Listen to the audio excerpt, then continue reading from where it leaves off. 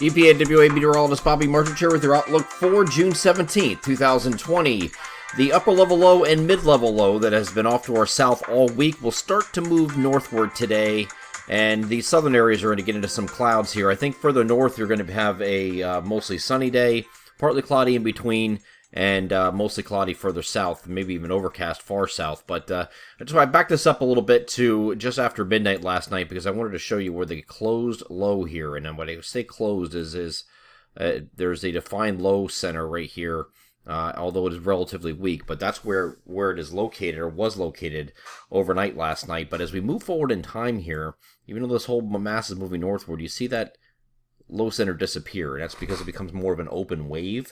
So it is going to be in the process of weakening over the next couple of days. So the organized activity and the heavier rains that were associated over the Carolinas and Virginia are not going to materialize in this area, but we will have an increased risk for thunderstorms as we get late in the weekend because of the presence of that feature still being in the vicinity.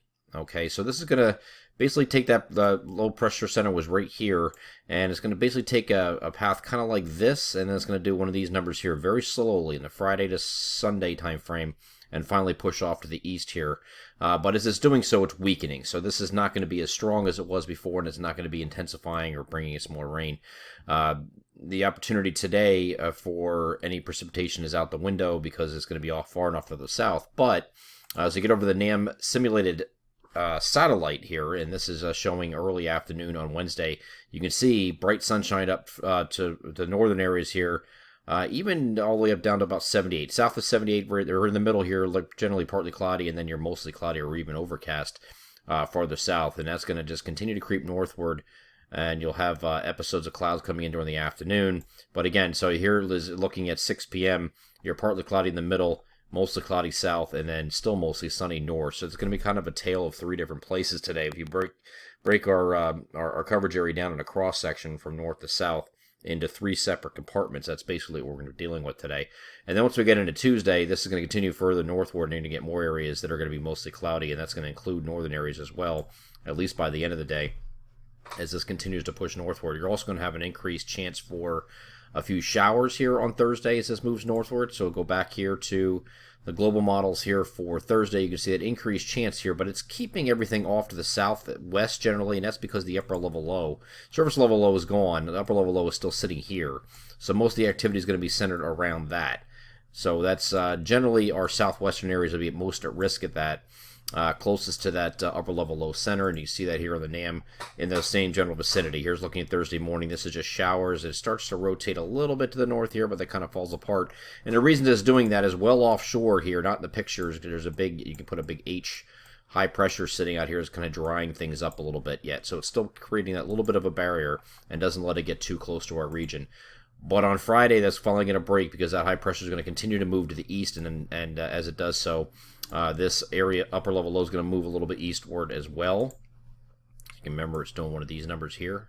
Okay, but this trek here is going to be, it's here Friday, it's going to be here Saturday, and it'll be out here on Sunday. So it's going to take some time getting to that eastward point offshore. So there's going to be a risk all 3 days for mainly diurnally driven showers and thunderstorms. So this would be generally, afternoon, evening, when the heating of the day starts coming into play. You're also going to have an increase in humidity with this upper level low influence moving away, and wind starts shifting to the southwest. We're going to have an increase in humidity Friday, and it's going to last right through the weekend, and temperatures are also going to be increasing. And by the time we get to late in the weekend, you're approaching 90 in some areas, and that goes into early next week as well. So here's what we're looking at later Friday. Again, this is just isolated stuff. Well, again, further southwest, closest to that area, low pressure, the upper level low is the best chance to see any scattered activity.